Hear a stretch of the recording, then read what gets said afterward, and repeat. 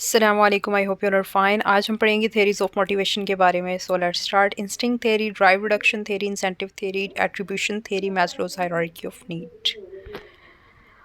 Okay, सबसे पहले हम देखेंगे कि ये जो टर्म इंस्टिंक्ट है इसकी क्या स्टोरी है पीछे से, ठीक है। Coined by William wound in 1870s। ये विलियम वाउंड ने जो है ये टर्म इंट्रोड्यूस करवाई 1870s में। That was use to refer to any repeated behaviour, जो कि किसी भी रिपीटेड बिहेवियर को रेफर करने के लिए, मतलब किसी कोई भी इंडिविजुअल कोई बिहेवियर रिपीटेडली कर रहा है, बार बार कर रहा है, तो हम उसे कहते थे कि ये इसका इंस्टिंक्ट बिहेवियर है, ठीक है। This definition led a research to list about 4,000 instinct of human। तो collectively एक जो researchers ने एक लिस्ट बनाई जिसमें 4,000 प्लस इंस्टिंक्ट्स जो थी ह्यूमंस की, कि जो ह्यूमन बीइंग रिपीटेडली बिहेवियर करते हैं। फॉर एग्जांपल हम जैसे हम ब्रीथ करते हैं, ये एक कॉमन चीज़ भी है, सारी ह्यूमैनिटी ये काम करती है, सांस लेने का अमल, ठीक है। दूसरा क्या है कि ये एक रिपीटेड बिहेवियर है, बार बार हमारा ये बिहेवियर हो रहा होता है और जो नज़र भी आ रहा है। सो ये क्या था, इसको कहा जाता था कि ये क्या है, इंस्टिंक्ट है। इस तरह के और भी बहुत से जो कि हमारे कॉमन बिहेवियर हैं और रिपीटेड बिहेवियर हैं, उनके लिए इसको टर्म को यूज़ किया गया। फिर क्या हुआ, as year past by the concept of instinct had been refined. बहुत साल गुजरे और ये जो कॉन्सेप्ट था इंस्टिंक्ट का वो रिफाइन हुआ। किन के थ्रू रिफाइन हुआ? फ्रॉइडियन साइको एनालिस्ट के थ्रू। अब फ्रॉइडियन साइको एनालिस्ट जब आए तो उन्होंने इस टर्म को यूज़ किया as a human motivational force, यानी ह्यूमन मोटिवेशनल फोर्स के तौर पे उन्होंने इस वर्ड को यूज़ करना शुरू कर दिया। और व्हाट वी कॉल नाउ, आज के दौर में हम उसे क्या कहते हैं, ड्राइव्स कहते हैं, ठीक है। Psycho analyst have identified two kind of basic instincts. और साइको एनालिस्ट ने दो तरह की बेसिक इंस्टिंक्ट दी। एक थी एरोज, जिसको हम कहते थे लाइफ इंस्टिंक्ट, और थैनाटोस जो कि डेथ इंस्टिंक्ट होती थी।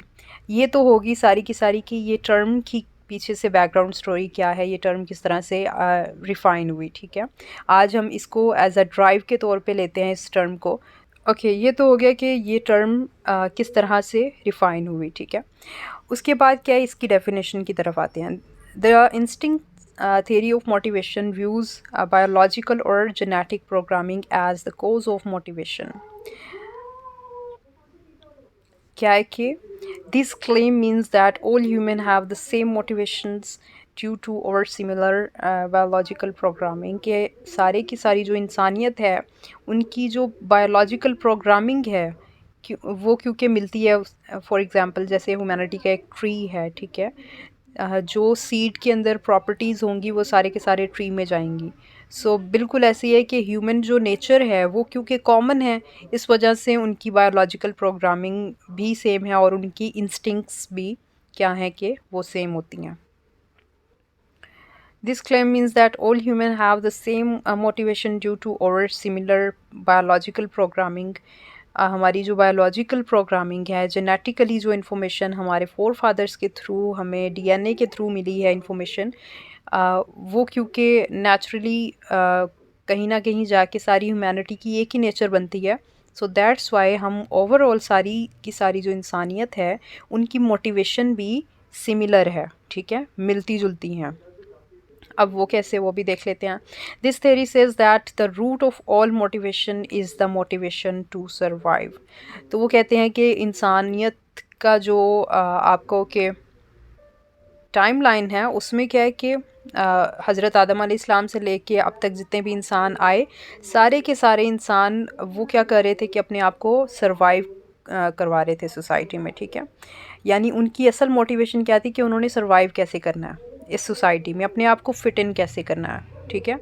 सो सारी की सारी ह्यूमैनिटी की जेनेटिकली एक ही प्रोग्रामिंग, नेचुरली जो इनेट इन्फॉर्मेशन थी वो यही थी। उनकी मोटिवेशन एक ही होती थी कि वो किसी भी कल्चर में है, किसी भी सोसाइटी में है, वो अपने आप को वहाँ पे अपने बिहेवियर को फिट इन करने की कोशिश कर रहे होते थे। वो फिट क्यों करना चाह रहे होते थे? ताकि वो सर्वाइव कर सकें। सो हमारी जो मेजर मोटिवेशन है इनके अकॉर्डिंगली, इंस्टिंक्ट थेरी के अकॉर्डिंग, हमारी मेजर जो मोटिवेशन है वो है हमारी motivation to survive. Okay, so next हमारी थेरी है ड्राइव रिडक्शन थेरी।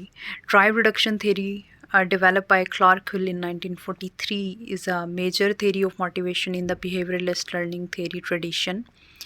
अब जो क्लार्कल ने इसे 1943 में प्रेजेंट किया, और ये बिहेवियरलिस्ट लर्निंग थेरी यानी बिहेवियरलिस्ट स्कूल ऑफ थॉट जो है उसकी एक मेजर थेरी है। Drive is defined as a motivation that arises due to a psychological or physiological need. अब ड्राइव जो है वो हमारी कोई ना कोई फिज़िकल नीड होती है या फिर हमारी साइकोलॉजिकल नीड होती है। फ़िज़िकल नीड से मुराद क्या हो सकता है कि हमें प्यास लगी है तो हमें पानी की ज़रूरत हो रही है, हमें भूख लगी है तो हमें कुछ खाना है। सेम लाइक कि हमें अगर साइकोलॉजिकली हो रहे हैं, हम स्ट्रेस्ड फील कर रहे हैं तो हमें रेस्ट चाहिए, ठीक है। हम टेंशन स्टेट में हैं तो हमें रिलैक्स करना है। तो ये चीज़ें हैं। It works as an internal stimulus that motivates an individual to set the drive. अब ये इंटरनली जो है हमारे इंटरनल हमारा स्टिमुलस होता है, यानी हमारा ये कवर्ड बिहेवियर होता है, कवर्ड बिहेवियर जिसे हम कहते हैं, ठीक है। कि हमारा जो थिंकिंग अगर हम स्ट्रेस में हैं तो पहले जो स्ट्रेस होगा हमारा माइंड उसे फील करेगा। हमारा जो माइंड स्ट्रेस को फील कर रहा है और टेंशन स्टेट में है या जो भी, सबसे पहले हमारा माइंड जो है उसे फील कर रहा है। तो ये एक इंटरनल हो गया, ठीक है। इसी तरह हमारी बॉडी में अगर किसी चीज़ की डेफिशिएंसी है तो ऑब्वियसली मेरे साथ बैठे किसी इंसान को तो नहीं पता चलेगा कि मैं प्यासी हूँ, इवन दो अगर कोई एक्सट्रीम केस नहीं है तो, ठीक है। यही है कि इसलिए हम इसे क्या कहते हैं कि ये हमारी एक इंटरनल स्टिमुलस होता है। ये हमारा इनर जो है इनर बॉडी सिचुएशन ऐसी बन जाती है, ठीक है, कि हमें वो मजबूर कर रही होती है कि हम अपनी ड्राइव को सेट करें, किसी तरह से अपनी ड्राइव को रिड्यूस करने की कोशिश करें। When the instinct theory failed, drive reduction theory was proposed. Okay, so instinct theory वाले क्या कह रहे थे कि ये हमारी कोई बायोलॉजिकली जेनेटिकली हमारे अंदर इंस्टिंक्ट्स होती हैं जो कि हमारे कॉमन बिहेवियर्स होते हैं, सब ह्यूमंस के एक ही तरह के इंस्टिंक्ट्स होते हैं। तो वो जो है वो फेल हो गई और उसके अगेंस्ट ये थेरी प्रपोज की गई। अब इस थेरी का क्या कहना है कि नहीं, हमारे इंस्टिंक्ट जो हैं वो जेनेटिकली होते हैं या नहीं होते, हमारी एक इंटरनल स्टिमुलस ऐसा बन जाता है, हमारी इनर एक ड्राइव होती है जो हमें मोटिवेट करती है बिहेवियर की तरफ। हम अपनी ड्राइव को रिड्यूस करने के लिए कोई भी सर्टेन एक्शन करते हैं।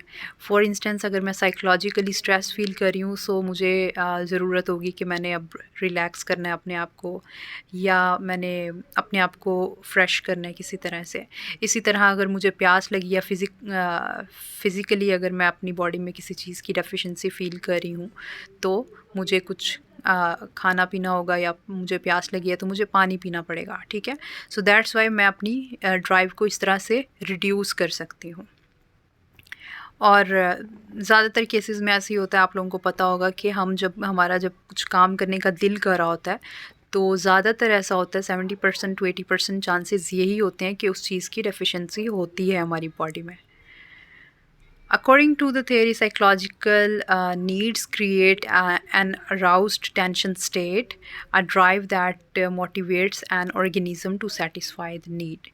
So वही बात आ गई कि according to that theory, ये theory क्या कहती है कि हमारी कोई फिज़ियोलॉजिकल और साइकोलॉजिकल नीड होगी जो हमारे आसपास का माहौल ऐसा बना देगी या हमारी बॉडी में इस तरह की टेंशन स्टेट क्रिएट कर देगी कि हम खुद ब खुद मोटिवेट होंगे उस बिहेवियर को करने के लिए। ऑर्गेनिज़म जो भी, कोई लिविंग ऑर्गेनिज़म होगा, जो भी ह्यूमन होगा या कोई एनिमल होगा, कोई भी ऑर्गेनिज़म, ठीक है, तो वो खुद ब खुद मोटिवेट होगा अपनी नीड को सेटिस्फाई करने के लिए, उसे फुलफ़िल करने के लिए, अपनी ड्राइव को रिड्यूस करने के लिए। सो दैट्स वाई हम इसे क्या कहते हैं, ड्राइव रिडक्शन थ्योरी। ओके, सबसे पहले क्या होता है कि अनबैलेंस इक्विलिब्रियम होता है कि हमारी बॉडी में जब कोई डेफिशिएंसी होगी तो वो हम अनबैलेंस फील करेंगे ना, ठीक है। सो अनबैलेंस स्टेट होगी, फिर हमें फॉर एग्जांपल हमें प्यास लगी है तो हम अपनी बॉडी में पानी की डेफिशिएंसी फील करेंगे तो हमें नीड होगी किसकी, वाटर की नीड होगी।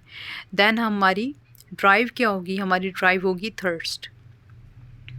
उसके बाद जो है हम ड्राइव को रिड्यूस करने के लिए जो बिहेवियर करेंगे वो होगा हमारा कि हम उठ के ड्रिंक करेंगे। हमारा जो जाना हुआ, ये जो ड्राइव थी उसने क्या किया, मोटिवेशन क्रिएट की, ठीक है। हमने फिर अपना बिहेवियर दिखाया आउटपुट दिखाई, हमने मूव किया, ठीक है। मूव करना हमारा यहाँ पे क्या था, एक बिहेवियर था। हमने वहाँ से मूव किया और हमने पानी को ड्रिंक किया। सो ये क्या था कि हमारा मूव करना, हमारा पानी को ड्रिंक करना, ये बिहेवियर था। किस वजह से बिहेवियर क्रिएट हुआ, वो हमारी मोटिवेशन की वजह से हुआ। और फिर हमने क्या किया कि हमने अपने आप को बैलेंस किया, रिस्टोर किया, ठीक है, कि हमने पानी पी लिया, हम सेटिस्फाई हो गए, हमने अपनी ड्राइव को रिड्यूस कर दिया, सेट कर दिया अपनी ड्राइव को। सो दैट्स द पॉइंट कि हम अपनी ड्राइव को रिड्यूस करते हैं। नेक्स्ट हमारी थ्योरी है incentive theory of motivation. Incentive refer to an external goal that has the potential to motivate behaviour. अच्छा, पहले ही हम डिफरेंस देख लेते हैं कि इन दोनों के अंदर डिफरेंस क्या है, ताकि आसानी रहेगी आपको। अच्छा, ड्राइव में हमने क्या देखा था कि हमारी कोई फ़िज़िकल नीड होती है और डिज़ायर होती है। फ़िज़िकल नीड और साइकोलॉजिकल नीड का ताल्लुक हमारा इंटरनल हमारी किसी डिज़ायर और नीड के साथ है, ठीक है, इस बात को याद रखना है।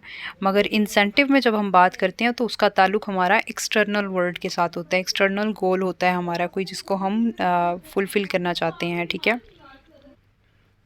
पहला तो ये डिफरेंस हो गया ना कि वहाँ पे क्या है कि हमारा कोई इंटरनल गोल है, ठीक है, यहाँ पे हमारा कोई एक्सटर्नल गोल है। अब इनमें मज़ीद डिफरेंस क्या है वो ये है कि ड्राइव जो है, क्योंकि वो फिज़िकली हम अंदर से किसी चीज़ की डेफिशिएंसी फ़ील कर रहे हैं, किसी चीज़ की, फॉर एग्ज़ाम्पल किसी को प्यास लगी है तो वो उसकी फ़िज़िकल नीड है, किसी को भूख लगी है तो वो उसकी फ़िज़िकल डेफिशिएंसी है। तो सो दैट्स वाई उसका बिहेवियर जो है वो डायरेक्ट होगा, ताकि अपने इंसेंटिव की तरफ, ताकि वो अपनी नीड को फुलफ़िल करे और अपने आप को बैलेंस स्टेट में लेकर आए।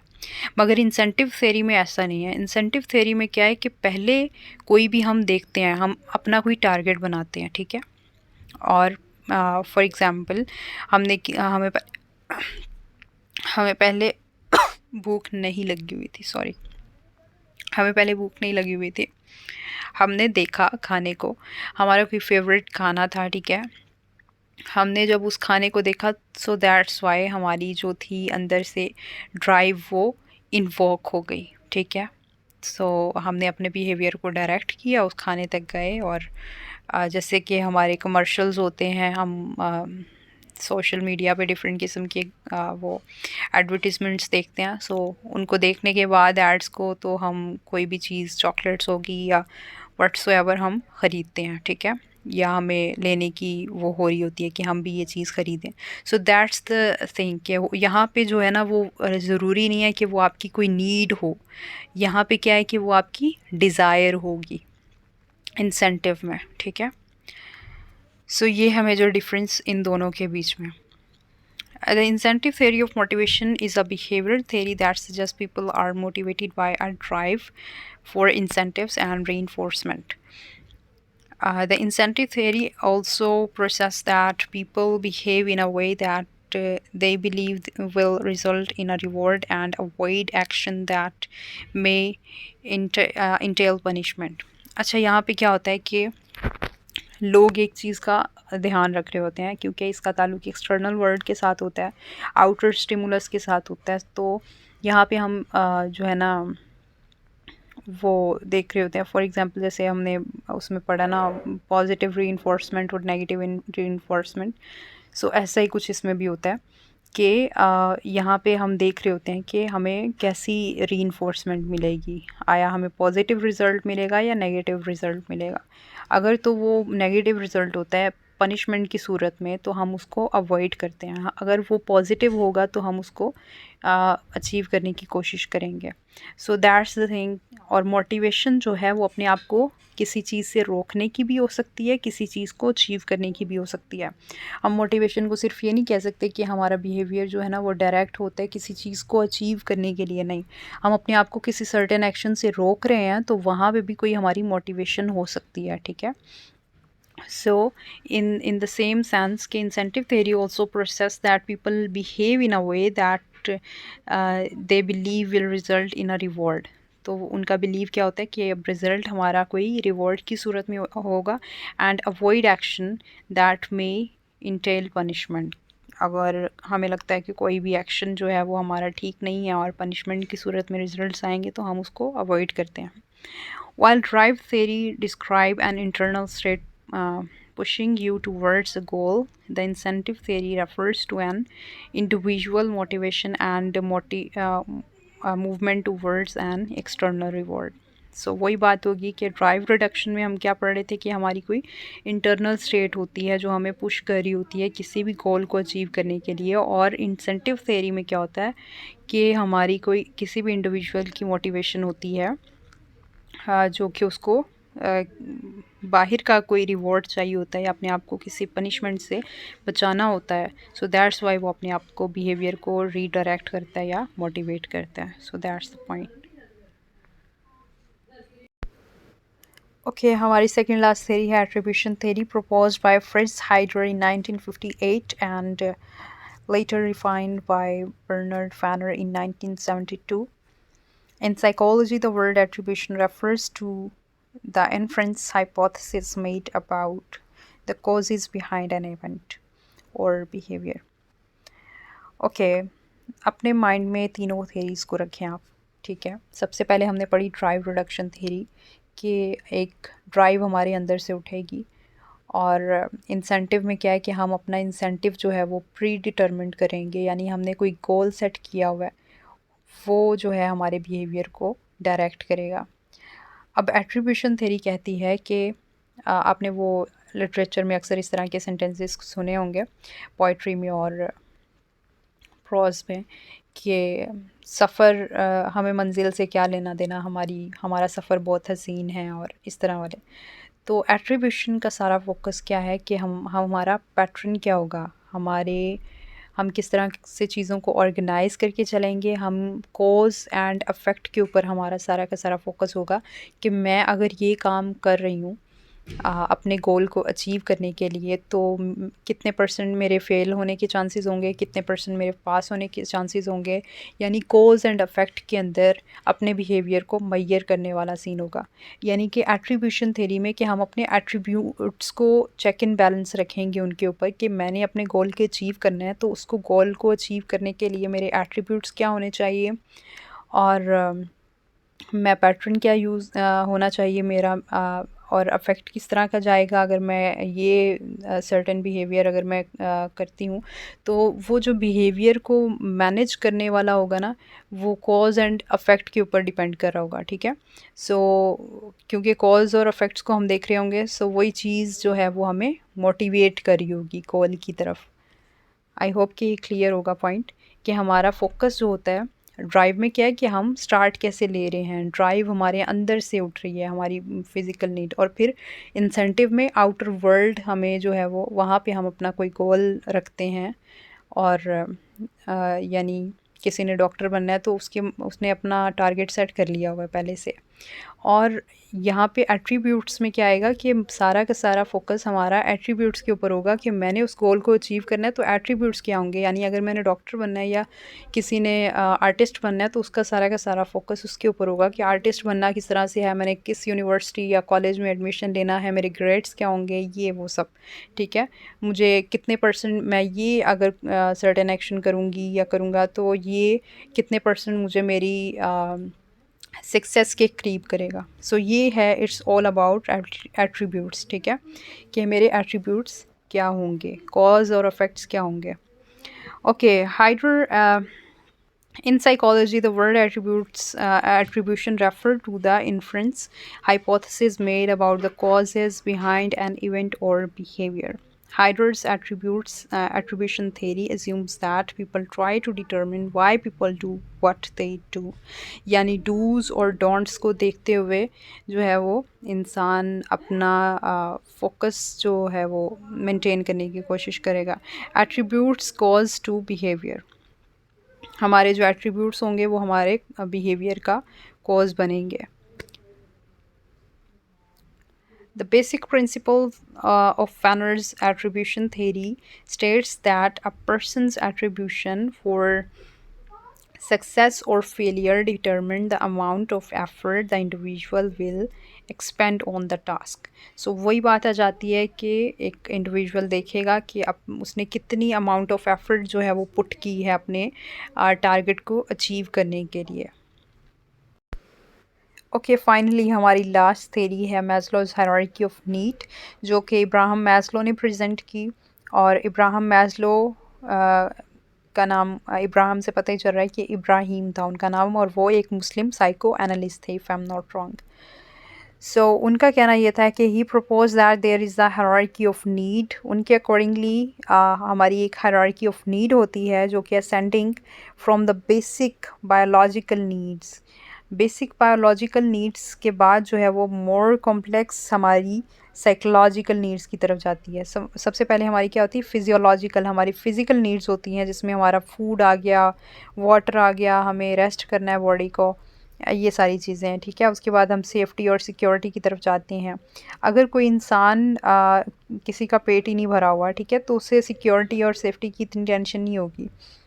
जैसे ही उसका पेट भरा हुआ होगा, तो सेकेंडली, क्योंकि हमने देखा है कि जब लोग केव में रहते थे, तो वो अपनी जान खाने के लिए, भूख को अपनी ख़त्म करने के लिए अपनी जान को लोग ख़तरे में डाल देते हैं, ठीक है। और अभी तक ऐसे ही चलता आ रहा है कि हम पैसा कमाने के लिए जो है लोग क्या क्या कुछ नहीं करते, अपनी जान को भी दांव पे लगा देते हैं, ठीक है। सो यही है कि फ़ूड और वाटर जो है वो इसलिए हमारी बेसिक नीड है। उसके बाद जो है हम सोचते हैं हमारी सिक्योरिटी और सेफ्टी नीड्स आती हैं, ठीक है। जब किसी इंसान की फिज़ियोलॉजिकल और सिक्योरिटी सेफ्टी नीड्स पूरी होती हैं, तो उसके बाद इंसान थर्डली सोचता है कि अब कोई लव और बिलोंगिंगनेस, उसके रिलेशनशिप्स कैसे हैं लोगों के साथ, अ, फिर इंसान इस तरफ आता है, ठीक है। जब ये सारी चीज़ें पूरी होती हैं, तो उसके बाद आती है एस्टीम नीड। वो अपनी सेल्फ़ एस्टीम को देख रहा होता है, अपनी प्रेस्टीज को देख रहा होता है कि मेरी रिस्पेक्ट कितनी है सोसाइटी में, और मुझे कितना एक्नॉलेज किया जाता है, मेरी अचीवमेंट्स क्या हैं, अकम्पलिशमेंट क्या है मेरी। जब ये सारी चीज़ें पूरी होती हैं, उसको सोसाइटी में एक्सेप्टेंस फ़ील होती है, उसको अपनी प्रेस्टीज की एक्नॉलेजमेंट होती है कि सोसाइटी में उसे एक्नॉलेज किया जा रहा है। सो उसके बाद जो है वो लास्ट हमारी स्टेज होती है, वो है सेल्फ़ एक्चुअलाइजेशन, जिसे इकबाल ने भी कहा कि खुदी, ठीक है। तो ये सेल्फ़ एक्चुअलाइजेशन की स्टेज पे इंसान आता है, और वहाँ पे क्या है कि वो आप कहो कि उसके अंदर क्रिएटिविटी ज़्यादा होती है, और और वो बड़े लेवल पे सोसाइटी में सोचने के काबिल होता है कि अब मैंने कोई सोसाइटी में बड़ा काम करना है, ठीक है। तो अगर बेसिक नीड्स ही पूरी नहीं होंगी, और हमारी सेफ्टी नीड्स होगी, हमारी बेसिक साइकोलॉजिकल और फिजियोलॉजिकल नीड्स अगर पूरी नहीं होंगी, अगर हमें ये नीचे वाली चीज़ें नहीं मिलेंगी, तो उसके बाद मैस्लोज़ के बारे में, मैस्लो की इस थ्योरी के अकॉर्डिंगली वो सेल्फ़ एक्चुअलाइजेशन की स्टेज पर इंसान नहीं पहुंच सकता। मगर ये लाजमी नहीं है, ये मैस्लो का कहना है। Okay, the need at one level must be at least partially satisfied before those at the next level become important motivator of action. और मैस्लो का कहना ये है कि हमारी जब फिज़ियोलॉजिकल नीड्स पूरी होंगी, तो वो हमें ऑटोमेटिकली हमें मोटिवेट करेंगी नेक्स्ट लेवल पर, ठीक है। और जब हमारी फॉर एग्ज़ाम्पल हमारी सेफ्टी और फिज़ियोलॉजिकल नीड्स पूरी हैं, तो वो हमें ख़ुद ब खुद हम मोटिवेट होंगे नेक्स्ट लेवल की तरफ। अगर हमारी फ़र्स्ट नीड पूरी नहीं है, तो हम नेक्स्ट नीड की तरफ वो मोटिवेट ही नहीं हो सकते। सो ये जो मोटिवेशन आना है, वो इस वजह से आना है कि हमारी पहली बेसिक नीड्स पूरी हुई हैं, तो फिर हम कॉम्प्लेक्स नीड की तरफ मोटिवेट होंगे। ये भी बहुत इंटरेस्टिंग पिरामिड है, इसको भी हम गो थ्रू कर लेते हैं। जब मैस्लो ने इब्राहम मैस्लो ने अपनी वो थ्योरी प्रेजेंट की, तब हमारी बस दो ही नीड हुआ करती थी, एक थी साइकोलॉजिकल नीड और एक थी फिज़ियोलॉजिकल नीड। मगर आज के मॉडर्न दौर में हमारी एक और नीड है, और आप कहो कि फ़िज़िकल और साइकोलॉजिकल वर्ल्ड से हट के हमारी एक थर्ड वर्ल्ड भी है, जो कि डिजिटल वर्ल्ड है। डिजिटल नीड्स पे डिपेंड करती है। जो लेट्स सी, हमारे पास सबसे पहले क्या होने चाहिए, इसके अकॉर्डिंगली हमारे पास मॉडर्न टूल्स और इम्प्लीमेंट्स होने चाहिए, जो कि हमारी फ़िज़िकल नीड्स को फुलफ़िल करें। फॉर एग्ज़ाम्पल हमारा जो टैब है, उसमें हमारे पास बैटरी होनी चाहिए, वाईफ़ाई होना चाहिए, या इवन दो हमारे पास पहले सबसे पहले फ़िज़िकली मोबाइल फ़ोन होना चाहिए।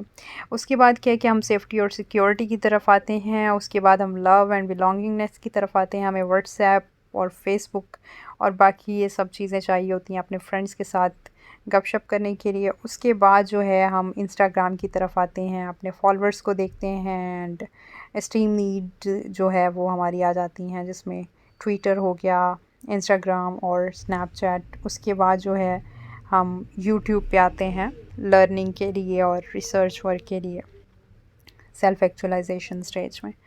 सो आई होप आप लोगों को लेक्चर समझ आया होगा। अगर किसी का कोई क्वेश्चन हो तो वो ज़रूर पूछे। जज़ाकल्लाह।